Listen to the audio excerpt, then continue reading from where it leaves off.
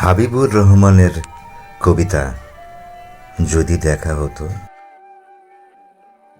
আজকের এই দুটি কথা এত সহজে বলতে পারতাম যদি দেখা হতো আরো বছর 15 আগের কোনো দিন। সেদিন ফুলের পাপড়িতে রং বদল হতো সকাল সন্ধ্যায়, আকাশের তারায় তারায় উঠত গুঞ্জরণ, স্বচ্ছ রেশমি বেলার ললুপতায় ঝরত আলোর শিকড় থোকায় থোকায়, লাল আর হলদে পরাগে জাগত নীরব কথার সঙ্গীত। আর একটি কল্পলোকের স্বপ্ন, দক্ষিণের প্রলুব্ধ হাওয়ার তারে নীড় টানাত স্বতঃস্ফূর্ত। এই দুটি সহজ কথা তাদের কথার দেয়ালে স্থাপত্যের আড়ালে আরেকটি নতুন অর্থের সংযোজন করত রঙিন তুলির কোমলাপ কারুকার্যে।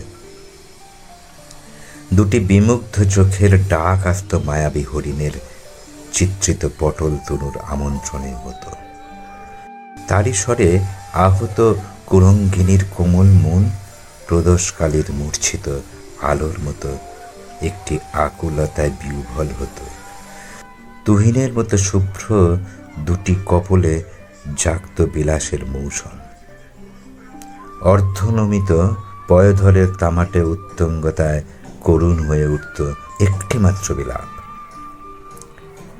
আর শুধুই এক অতৃপ্ত জ্বালা নিয়ে আক্ষেপে ফেটে পড়ত আমার তরুণ শিকারী মনে মনে। রোদ ঝিলমিল প্রমোদ ক্লান্ত হ্রদের কচি ঘাসের বনে আছে শুধুই কল্পনা, ব্যর্থতার গ্লানি, ইতিহাসের টুকরো যেন। তাই ভাবি অবাক হয়ে, এই দুটি কথা এত সহজে কি বলতে পারতাম যদি দেখা হতো আরো বছর 15 আগে কোনো দিন।